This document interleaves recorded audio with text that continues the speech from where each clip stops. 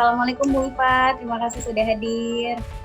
Waalaikumsalam warahmatullahi wabarakatuh. Iya, kita ketemu lagi nih. Beberapa kali Bu Ipa ini aktif ya, maksudnya kita undang sebagai narasumber nih. Gak ada bosen-bosennya ya Bu Ipa ya. Udah sering banget Bu Ipa kita undang. Terima kasih banyak Bu Ipa. Oke, baik kalau begitu Bu Iva langsung saja waktunya Ufa serahkan kepada Bu Iva. Silakan Bu Iva. Selamat sore semuanya, Ibu, Bapak yang hadir di sini. Kita saat ini sore-sore seperti ini ngabuburit ya, kalau Sundanya itu ngabuburit. Ngabuburit dengan cerita-cerita teh, tentunya tentang teh sebagai daun kehidupan. Ya, saya dari Arafati yang selalu concern di teh premium Jawa Barat atau teh premium Indonesia ya. Kita sering bersama dengan teman-teman para petani teh, para pemetik teh, para peminum teh, para penikmat teh.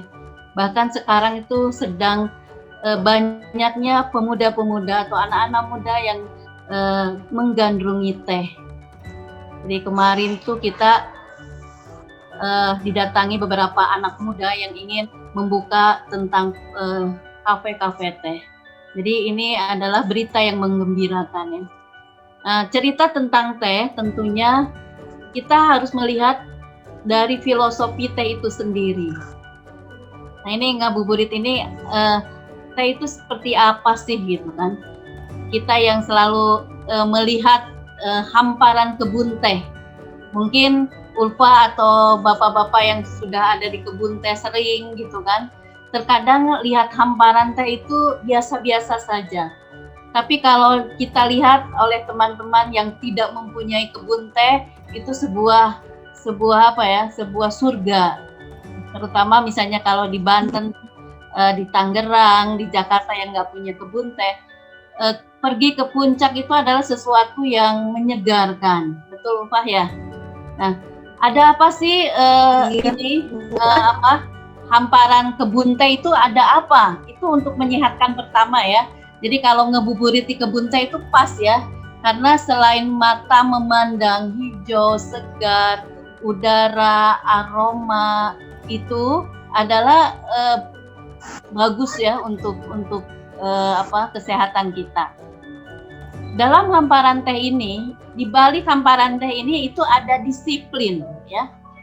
Ada disiplin, artinya di belakang yang bagus, hamparan yang seperti permadani ini ada kedisiplinan para pemetik teh yang rutinitas memetik. Bayangkan ya, kalau kebun teh tidak dipetik dalam waktu sebulan, itu mungkin seperti hutan, jelek kelihatannya. Tetapi karena ada perlakuan disiplin, rutinitas, berjadwal, dan dikerjakan oleh sebuah tim dengan sebuah standar kerja, maka jadilah hamparan teh yang sangat indah. Pertama, ketika kita melihat kebun teh, yang dimanjakan adalah kesehatan mata, kesehatan jiwa, merasa tenang, rileks, fokus, oksigen masuk ke dalam otak kita. Nah, itu adalah sumber. Jadi daun teh itu adalah daun kehidupan. Tanpa oksigen kita tidak akan hidup. Dalam puasa pun seperti ini. Kita kalau dalam kondisi puasa lemas itu karena kita kekurangan oksigen. Tetapi kalau teman atau saudara kita para pemetik teh dalam kondisi saum, puasa, dia tetap memetik dan kondisinya tetap segar. Jadi mari kita belajar dari para pemetik teh untuk kesehatan ini.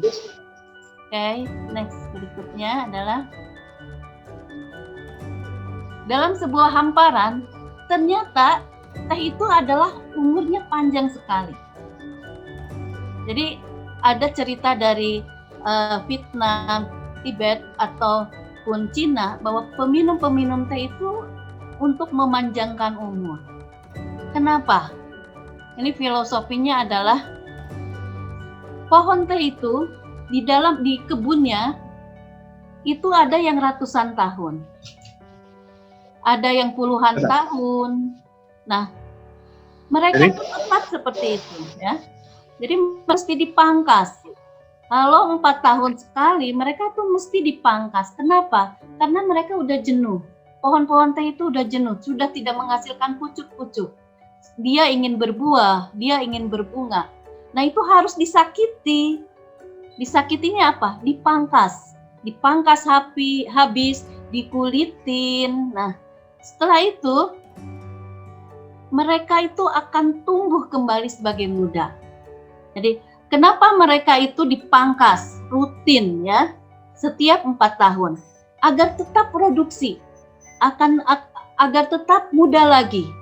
Nah, inilah dalam filosofinya, ketika kita dalam kondisi sudah tidak produktif lagi, sudah jenuh, sudah malas, maka kita perlu dalam kondisi harus dipangkas habis-habisan, seperti pohon teh itu sendiri. Mesti, terutama ketika kita dalam COVID seperti ini, kondisi nyaman, diam di rumah, tenang, ya, berkumpul dengan keluarga, itu hati-hati karena itu ada zona nyaman. Nah, ketika kita nyaman, itu kadang-kadang kita kurang produktif. Maka belajarlah dari pohon teh, kita harus dalam kondisi tidak zona aman. Karena kita harus, kalau tidak zona aman itu kita harus selalu aktif, selalu produktif, selalu inovasi. Nah, belajar dari pohon teh itu sendiri, manusia sehat, orang sehat itu, ya, selalu punya gairah. Lihat matanya, nah, dia bersinar, dia punya impian, dia punya cita-cita. Itulah manusia sehat. Jadi peminum teh, pencinta teh itu selain minum teh juga harus merenung kenapa pohon teh itu mesti dipangkas setiap bulan 4 tahun sekali. Nah, setelah dipangkas, maka dalam waktu 5 bulan muncullah pucuk-pucuk atau bat-bat, yaitu bahan baku dari teh putih. Jadi muncul 5 bulan setelah itu muncullah daun-daun muda atau bat itu dari pohon itu sendiri. Panen pertama itu menghasilkan zat-zat daun yang sangat bagus karena dia diambil dari kumpulan-kumpulan nutrisi yang ada di batang teh yang sudah dimudahkan kembali, muncullah bat atau pucuk yang belum mekar. Dan itulah pas dipakai untuk whitey. Jadi mulai whitey itu adalah dipetik dari panen pertama setelah dipangkas. Itu antioksidannya akan tinggi sekali. Nah, itulah yang akan menyehatkan kita. Jadi ketika kita meminum teh putih dari pucuk pertama setelah dipangkas, maka tubuh kita akan merasa kuat. Kalau kita sehat, maka badan kita itu akan lebih imunnya kuat. Tetapi kalau kita itu dalam kondisi sakit, teh itu akan cepat menyembuhkan sel-sel yang rusak. Jadi ketika kita lihat, ya, segelas teh, mau itu teh hitam, teh putih, teh hijau, tentunya yang bagus, yang bersih, yang aman, ketika diminum ke dalam tubuh kita, maka teh itu akan membuat kita seimbang antara asam dan basa. Kalau kita dalam kondisi sakit, maka teh itu akan cepat menyembuhkan. Dan kalau kita dalam kondisi sehat, maka dia akan menjaga imun kita. Jadi sangat aman untuk diminum teh itu. Oke, next berikutnya. Nah, ini yang 3, teh apa sih yang kita minum, ya, yang mempunyai manfaat dan khasiatnya? Teh-teh yang harus kita minum itu adalah teh yang bersih, yang ketika dipetik tidak disimpan di lantai, terus diinjak-injak sama petaninya. Jadi harus bersih karena itu adalah minuman, makanan gitu kan. Jadi teh itu yang bagus dan bermanfaat cepat ke dalam tubuh itu adalah yang bersih dan yang asli tentunya. Asli artinya tidak ada zat-zat kimia yang ditempelkan di dalam teh itu sendiri. Bersih, asli, alami, betul-betul tidak ada rekayasa-rekayasa dan tanpa kontaminasi. Kita minum teh dari pohon, dari kebun teh yang pinggir tol, itu pastinya terkontaminasi.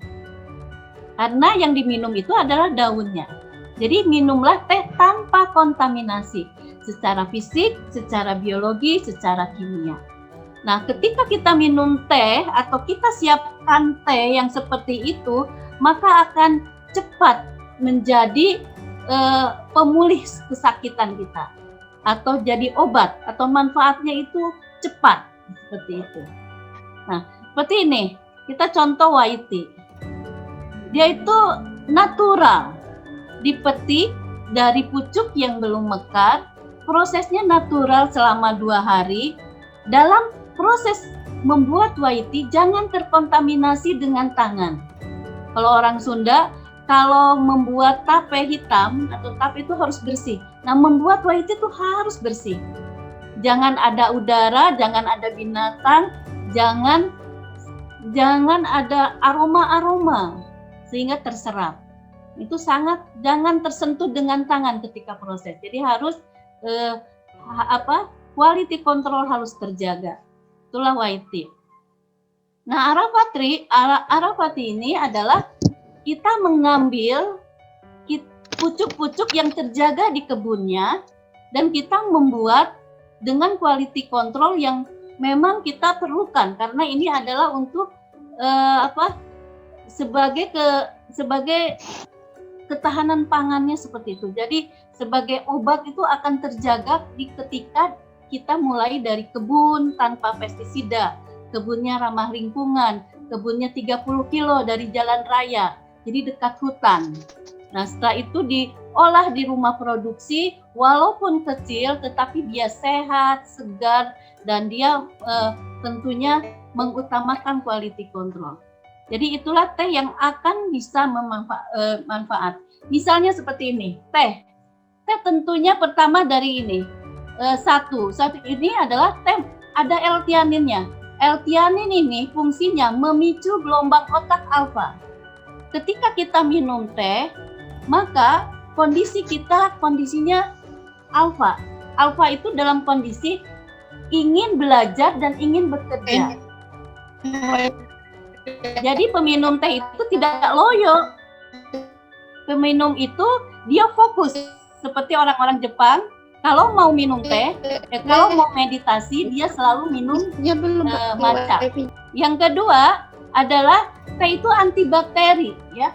Antibakteri. Jadi untuk kumur-kumur, untuk apa itu bagus untuk mulut, untuk tenggorokan, hal-hal yang seperti itu, antibakteri seperti itu. Dan di dalam teh itu ada kalsium. Itu penelitian orang UI ya, bahwa di daun teh yang paling bawah itu ada kalsium. Makanya dia membuat pasta gigi dari daun teh yang paling bawah. Dan yang kelima adalah teh itu polifenolnya tinggi.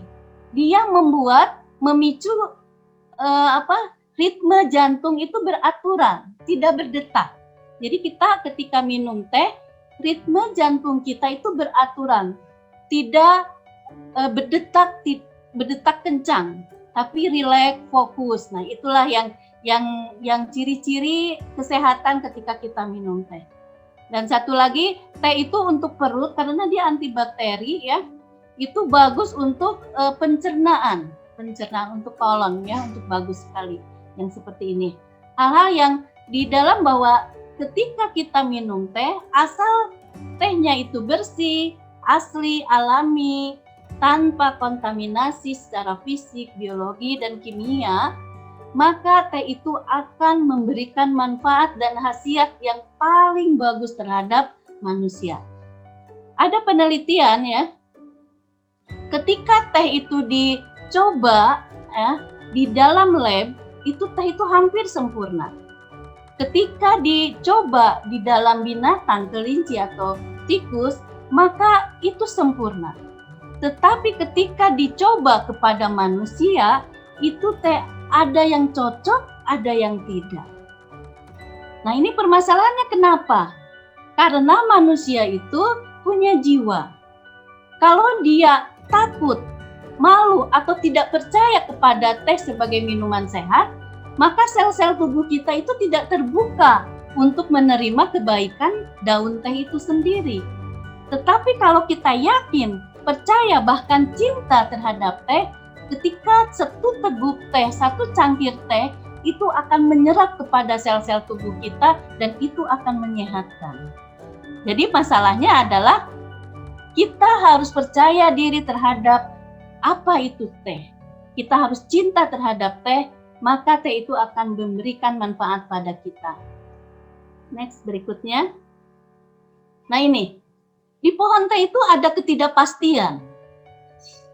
Bayangkan aja, kalau mungkin Pak Atik di sini bidangnya tuh bagus sebagai prop ya, di sana ada hama, ada penyakit, ada perubahan iklim, ada kenaikan suhu ya. Nah, ada internal organisasi, ada eksternal organisasi. Nah, ada hama, ada penyakit, ada perubahan iklim, itu membuat ketidakpastian kualitas teh di kebun itu sendiri. Nah, dalam kehidupan kita, walaupun kita sudah usaha hampir 100%, 99%, kita lakukan dengan sistem yang bagus, tetapi ada 1% ketidakpastian, yaitu ketentuan Tuhan. Nah, kenapa kita tidak ada ketidakpastian? Kita kadang-kadang menyepelekan hama. Kita kadang-kadang tidak mengetahui penyakitnya. Atau kita kadang-kadang menyepelekan perubahan iklim. Nah itu. Di dalam teh, kebun teh hama itu yang paling takut itu adalah adanya cacar daun. Hama itu ada helopeltis. Helopeltis itu menyerap sampai batang-batang tehnya itu sendiri. Terus penyakit ketika musim hujan itu adalah cacar daun. Nah, ketika kita tidak berdamai dengan helopeltis, dengan cacar daun, maka itu akan menghantui kebun teh kita dan itu akan menyerang. Jadi dalam ketidakpastian itu kita harus mengenal hama kita siapa, penyakit kita siapa. Hama teh itu apa, penyakit teh itu apa. Baru kita berdamai dan kita siapkan obatnya atau herbal-herbalnya. Sehingga kita pun tahu, oh ini saatnya hama menyerang. Kalau hama sedikit tidak usahlah kita habis-habiskan diobatin. Tetapi kalau penyakitnya itu menyerang semua, maka kita pun harus bertindak secara cepat. Nah, itu ketidakpastian di kebun teh itu ada faktor-faktor alam yang seperti itu. Terus ada satu internal organisasi. Terkadang kebunnya bagus, udaranya bagus, tetapi tidak ada internal organisasinya tidak bagus. Dibiarkan tanpa dirawat itu pun akan menjadi ketidakpastian. Kebanyakannya kebun teh itu adalah sekarang tuh periode warisan dari ayahnya, warisan dari kakeknya, sehingga ketika tumbuh yang sekarang menangani itu tidak tahu apa itu teh. Akhirnya mereka masalahnya di internal organisasi, eksternal organisasi juga. Oke, next berikutnya adalah di kebun teh biasanya pupuk terbaik itu bukan NPK. Terkadang kita terkecoh ya. Ketika kita ingin menyuburkan teh, ingin bagus hasilnya, maka NPK ditambah. Menurut saya, pupuk terbaik itu adalah ini ada pepatah ya di kebun teh. Pupuk terbaik itu bukan NPK tetapi jejak kaki top manajemen. Ya, jadi harus hadir, manajernya itu harus hadir, yang punya teh itu harus hadir, harus mengetahui di kebunnya itu apa. Itulah yang akan pupuk terbaik. Bayangkan kalau kita owner teh atau kita manajer teh, tangan kita jauh sekali dari kebun, kita membiarkan kepada mandor, kepada pemetik, maka itu akan pupuknya tidak baik. kebun tehnya itu terbaik. Jadi jejak manajer itulah pupuk terbaik, penyemangat terbaik. Karena menurut saya ketika kita mempunyai kebun teh atau komunitas teh, maka yang paling penting tuh kita ada di dalam, kita ada di tengah, kita selalu mendampingi mereka, kita selalu menyemangati, kita selalu membuat tersenyum mereka. Itulah kesehatan atau pupuk terbaik bagi kebun teh itu sendiri. Nah ini yang kita itu minum teh segar, bagus ya. Tetapi ada permasalahan navigasi bisnisnya. Nah ini seperti ini ya. Kita menemukan ada teh-teh yang terbesar, ada Sosro, itu bagus. Dalam negeri ada Grup Cakra, itu eksportir terbesar di Indonesia ya. Ada UGM, Pagilaran, itu juga eksportir. Nah, kenapa dia selalu bagus dan sekarang bagus? Karena mereka itu mempunyai sebuah sistem manajemen, sistem monitoring yang disiapkan oleh mereka.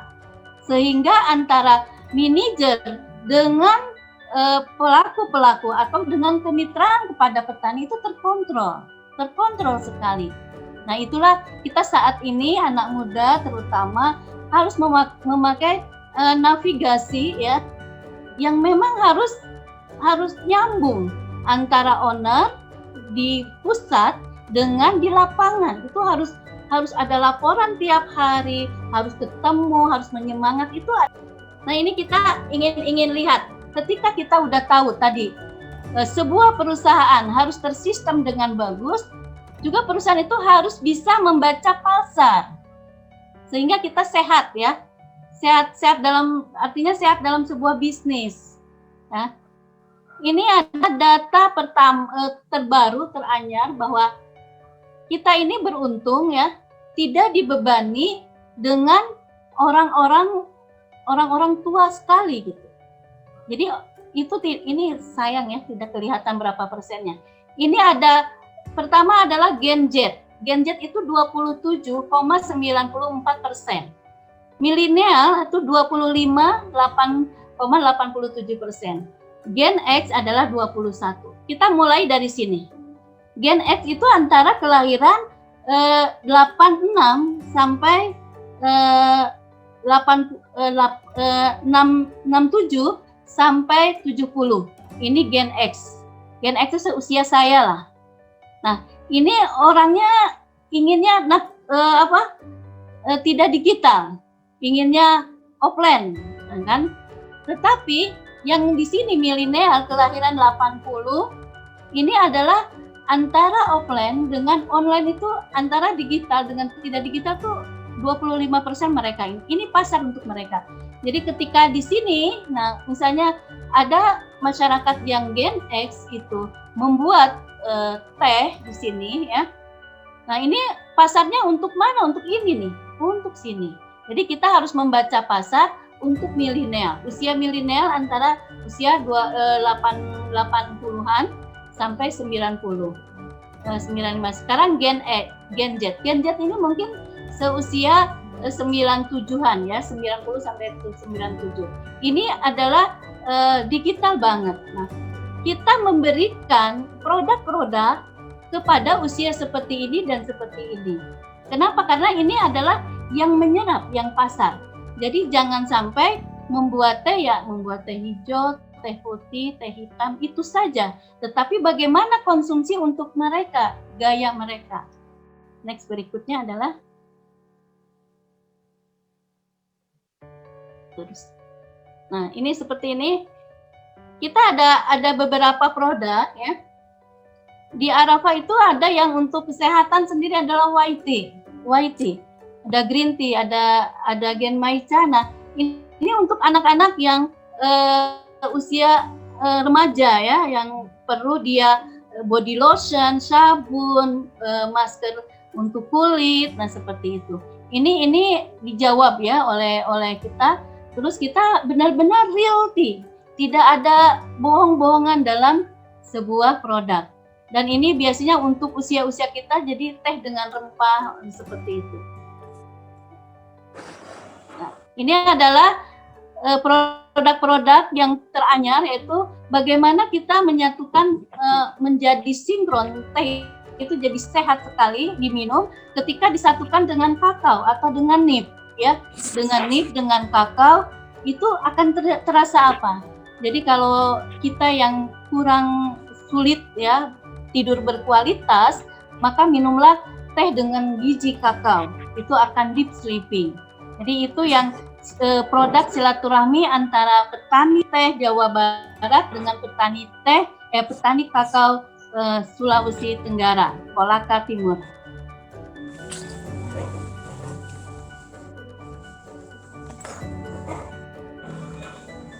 Nah ini teranyar juga itu teh strawberry ya, teh Clitopedia atau teh bunga telang. Ini benar-benar bukan esen. Arafati itu anti esen. Jadi benar-benar strawberry yang dikeringkan, karena di Ciwidey itu kemarin-kemarin sedang musim strawberry, lemon, maka kita keringkan. Jadi kelihatan strawberry seperti ininya, dikeringkan dan dijadikan tehnya itu sendiri. Jadi kalau minuman sehat itu harus jelas asal usulnya. Kalau memang strawberry yang tanpa pestisida, kalau teh yang tanpa pestisida. Ini teh yang untuk kesehatan, terutama untuk remaja yang ingin diet ya. Nah ini adalah dengan bunga telang. Bunga telang banyak sekali ya di pinggir-pinggir kebun itu kita tanam ya. Nah ini bagus sekali antioksidan. Ini ditambah dengan jeruk ya, jadi warnanya ungu. Sebenarnya warnanya hijau. Jadi sesuatu komoditi yang tidak berguna kita angkat menjadi sesuatu yang berguna. Oke, ini ya. Nah mungkin itu Neng presentasi yang hanya sederhana sehingga kita bisa di sini buka diskusi nih. Seperti itu yang Arafati sudah lakukan, dan pemahaman Arafati bahwa teh itu sebagai kesehatan harus sehat dan baik, bersih di kebunnya, di rumah produksinya, di inovasi produk, dan di blendingnya harus betul-betul tanpa esen. Serta kita mempunyai pasar, yang paling penting mempunyai pasar. Itu akan menyehatkan sekali. Oke, jadi kita bisa buka sesi diskusi ya di sini Bapak Ibu sekalian. Nah, mungkin dari pemaparan Bu Arafa tadi ya sangat menarik mengenai teh karena sangat sehat gitu ya baik kita konsumsi, apalagi orang Indonesia biasanya Bu sebentar-bentar ngeteh gitu, sebentar-bentar atau ngopi begitu ya. Apalagi tadi banyak variannya tuh, suka banget di Arafati ada yang dengan kakao ya, dengan nibs ya Bu ya. Itu belum pernah tuh kayak gimana gitu testinya, ataupun tadi ada yang dengan bunga juga ya Bu ya, terakhir yang warna ungu itu ya, kalau nggak salah bunga telang ya. Oh iya bunga telang. Telang atau talang, iya itu bunga telangnya warna ungu ya. Saya di matchkan dengan bunga. Oke, barangkali Bapak Ibu sekalian adakah yang ingin ditanyakan mengenai teh ini nih, mengenai tema kita kali ini, pembahasan tentang teh. Jika ada bisa mengaktifkan mikrofonnya Bapak Ibu. Tapi Bu sebelum ke peserta, mungkin Ulfa mau tanya nih Bu, di saat Ramadan ini kan pasti ada nih banyak ya orang Indonesia tuh suka ngopi, ngeteh gitu. Nah kalau untuk teh sendiri Bu, baiknya tuh dikonsumsi saat waktu buka puasa atau pas saat sahurnya nih Bu nih, baiknya gitu, waktu yang tepat untuk mengkonsumsi teh. Ya, kita ada punya beberapa resep ya. Bagaimana resep untuk buka puasa, bagaimana resep untuk sahur, bagaimana resep ketika kita sudah taraweh gitu kan. Jadi biasanya kita kalau minum buka itu harus yang agak manis ya, manis dan karena supaya cepat ya, supaya kita cepat kuat lagi. Maka kita punya resep bahwa teh yang paling bagus ketika buka puasa itu adalah pertama adalah teh hitam tambah madu tambah lemon. Nah itu paling pas, itu. Nah udah gitu kita jadi kalau pingin yang manis itu madu ya, madu lemon dengan black tea itu bagus ya. Jadi cepat gitu kan, cepat penyeimbang dan tidak begitu keras. Kalau untuk kita setelah kita makan, setelah kita terawehan ya, bagusnya itu white tea ya. Karena kita untuk detox ya, untuk detox takut kita ada racun-racun ya, antioksidannya itu terus kita juga jaga. Jadi supaya seimbang, kalau saya white tea dengan irisan buah ya, mau stroberi, mau nanas, itu paling pas ketika kita udah terawih ya. Terus kalau sahur biasanya kita matcha ditambah dengan oat, ditambah dengan buah kering. Ada buah kering kalau Sunda itu cecenet, ciplukan itu dikeringkan tuh seperti kismis ya. Ciplukan ya, atau golden berry itu dikeringkan, strawberry dikeringkan, itu dimasukkan ke matcha, dimasukkan ke oat, itu bagus juga untuk orang yang paling mah ya, untuk yang suka mah, itu adalah untuk sahurnya. Jadi ada racikan-racikan tersendiri, apalagi kita buat ya matcha itu jadikan puding ya, untuk buka bersama, nasinya nasi liwet green tea, ikan pepesnya ikan pepes green tea, semua teh. Jadi teh itu bagus, sentuhan-sentuhan teh itu masukkan ke dalam makanan. Jadi konsepnya silahkan makan teh, seperti itu ya. Jadi bagus sekali. Bisa ya, bukanya itu dengan es krim green tea, dengan puding green tea, itu paling pas. Iya. Penasaran jadi ya Bu. Oke, jadi tidak masalah ya Bu sebenarnya mau buka puasa ataupun saat sahur, karena ada racikan atau formulanya tersendiri gitu seperti yang sudah Bu Iva sampaikan tadi. Jadi kalau udah terawehan minum teh putih dengan lemon, itu jadi kita semangat untuk tadarus Neng. Jadi tidak ngantuk. Jadi alfa membawa kita alfa. Jadi pas untuk kita tadarus lagi gitu. Jadi saum ini kita kan jangan terlalu banyak tidur gitu. Jadi supaya semangat tadarus ya minum teh. Karena teh itu mengajak kita bekerja dan belajar. Apalagi tadi campur lemon ya, pasti tambah seger. Iya. Oke, makasih Bu Iva. Oke, barangkali dari peserta silakan apabila ada yang ingin ditanyakan. Silakan untuk mengaktifkan mikrofonnya. Mungkin barangkali dari Mbak Syasha nih atau Mbak Indri sendiri yang mewakili generasi milenial. Mewakili generasi milenial Bu. Kalau Ibu Ulfa itu kadang kopi juga gitu. Cuma kalau ya Ulfa kakak itu biasanya teh gitu atau enggak susu gitu deh Bu. Barangkali ada Mbak Syasha ataupun Mbak Indri pertanyaan. Iya, boleh Mbak Ulfa. Apa tuh? Ibu Ulfa mau nanya Bu. Ya Ulfa, apa kabar Ulfa? Sasa Ibu. Mbak ya Sasa itu bacanya Mbak ya Sasa gimana tuh? Iya Bu, kan pernah baca Bu, katanya ada kandungan di teh tuh Bu, kalau diminum pas sahur itu bikin dehidrasi nantinya Bu, itu gimana tuh Bu? Ya. Makanya kita ketika sahur itu makannya itu adalah matcha ditambah oat, ditambah jadi dimakan tehnya. Jadi bukan diminum. Kalau dimakan kan lebih enak. Kalau diminum mungkin jadi tambah haus, tambah apalagi minum. Jadi caranya itu dengan matcha tambah oat tambah irisan buah. Itu akan bagusnya untuk melindungi yang sakit mah terutama. Jadi ketika udah minum teh ya, ketika sahur minum air putih. Itu pas. Untuk penutupnya. Berarti kalau minum teh yang green tea emang bener bikin haus gitu ya Bu ya? Teh itu kalau di medis Chinese itu adalah herbal diuretik. Herbal diuretik itu semakin kita minum, semakin kita haus. Karena itu sedang mendetok ginjal. Jadi jangan takut dengan minum teh itu. Tidak merusak ginjal, bahkan mendetok ginjal. Jadi asal kita minum teh, itu haus dan kita minum lagi. Dan ditutup dengan air putih tentunya. Tuh ya. Jadi jangan khawatir minumnya. Minum segelas teh tambah aja minum air putih. Bersuara ya. Rekaman layar. Halo. Ya, Bu. Ibu, kalau untuk orang yang anemia bagaimana, Bu? Nah, Pas selesai nggak ada? Nggak ada. teh itu memang ketika kita minum, makan, itu misalnya kita makan dengan bayam atau dengan kangkung. Di tengah-tengah makan kita langsung minum. Maka zat yang ada di kangkung dan di bayam itu terkurangi oleh teh itu sendiri.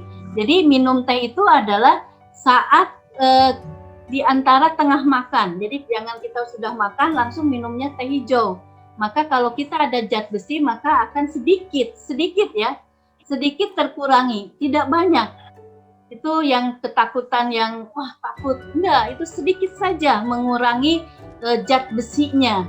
Jadi kalau minum teh itu ada waktunya. Coba kalau kita di rumah sakit ada ahli gizi, kalau minum teh itu setelah makan, di antara jam 4 sekarang, setelah makan siang dan sebelum makan malam. Nah, terus jam 10 pagi setelah sarapan dan mau makan siang. Itulah saat-saat pas untuk tubuh kita minum teh.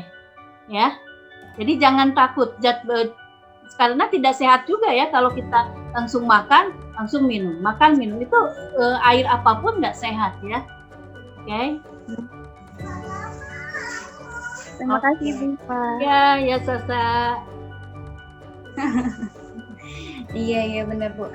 Nah di sini ada partisipan kita juga nih, Pak Olan Lubis, Pak Yosi Agustiawan yang masih bergabung, Ibu Nurul, Pak Rifan. Barangkali ada yang ingin ditanyakan atau mungkin sharing nih bagi informasi sama kita mengenai pandangan teh itu sendiri. Ini ada pertanyaan dari Mbak Indri ya. Oke, dari Mbak Indri, menarik sekali Bu. Indri tertarik dengan varian whitey-nya. Iya, whitey yang mahal itu ya Bu ya, whitey. Nah, itu bermanfaat Bu untuk apa saja ya kalau boleh tahu? Oh, yang whitey ini Bu, yang tadi bilang petikan pertama ya, panen pertama itu kan whitey dia. Iya, betul. Indri, apa kabar Indri? Anak-anak muda ini harus tahu ya, bahwa semakin pucuk daun teh itu semakin tinggi antioksidan. Semakin bawah daun teh itu semakin tinggi kalsium. Jadi di dalam paling pucuk atau bud itu adalah antioksidannya paling tinggi.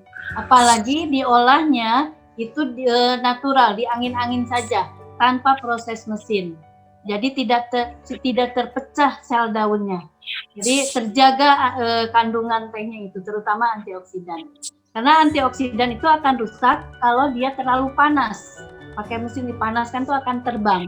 Dia kalau didinginkan, diseduh pagi, dimakan sore, itu akan teroksidasi, akan jadi hitam tehnya. Itu teroksidasi. Jadi whitey itu minumnya harus air yang 80 Celcius panasnya ya. Jangan, atau bisa dingin, suhu udara juga bisa. Jadi antioksidan, kenapa teh itu manfaatnya? Antioksidan itu vitamin C-nya tinggi untuk tubuh yang teroksidasi, terutama untuk radikal bebas. Untuk radikal bebas, misalnya ada miom, ada kista, ada kanker, itu radikal bebas itu bagus sekali untuk radikal bebas ya. whitey itu minumnya harus banyak. Jadi kalau untuk pengobatan teh itu kadarnya harus banyak. Kalau biasa-biasa untuk kesehatan kita misalnya hanya 1 gram kita minum, tapi kalau untuk penyembuhan itu harus banyak.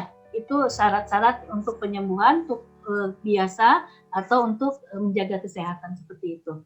Jadi betul, kenapa teh putih itu mahal? Karena dia tuh komoditi di kebunnya itu jarang, gitu kan? Terus dia itu dipetik, satu orang aja tidak 500 gram.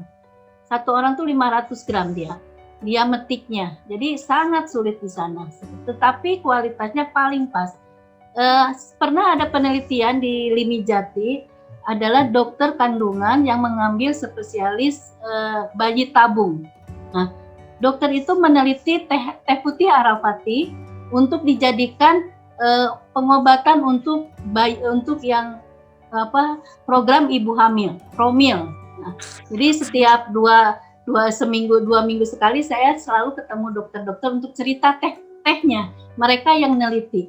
Ternyata 3 gram teh putih ketika tiap hari diminum 2 minggu sekali, 2 minggu, setelah 2 minggu di tes lab itu akan memperbaiki sel sperma dalam laki-laki.